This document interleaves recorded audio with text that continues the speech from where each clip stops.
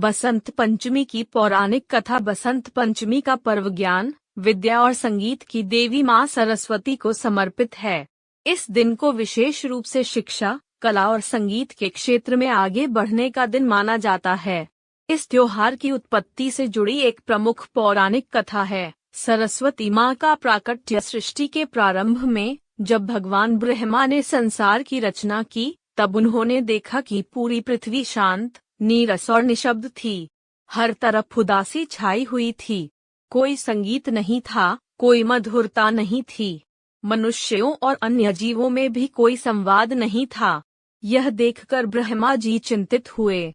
उन्होंने अपने कमंडल से जल छिड़का, जिससे एक दिव्य शक्ति प्रकट हुई। यह शक्ति 4 भुजाओं वाली, श्वेत वस्त्र धारण किए हुए थी। उनके एक हाथ में वीणा, दूसरे में पुस्तक, तीसरे में माला और चौथा हाथ वरदान देने की मुद्रा में था। यह थी माँ सरस्वती, जो ज्ञान, संगीत और विद्या की देवी बनी। जैसे ही उन्होंने वीणा के तार छेड़े, संपूर्ण सृष्टि में मधुर ध्वनि गूंज उठी। जल में लहरें उठने लगी, वायु में कंपन हुआ, पशु पक्षी चहचहाने लगे और मनुष्य को वाणी प्राप्त हुई। तब ब्रह्मा जी ने माता सरस्वती को ज्ञान की देवी के रूप में प्रतिष्ठित किया और उनका पूजन किया। तभी से इस दिन को बसंत पंचमी के रूप में मनाया जाता है। बसंत पंचमी का महत्व। इस दिन विशेष रूप से बच्चों की शिक्षा प्रारंभ करने का शुभ समय माना जाता है। माता पिता छोटे बच्चों को इस दिन अक्षर लेखन, पहली बार लिखने की परंपरा कराते हैं।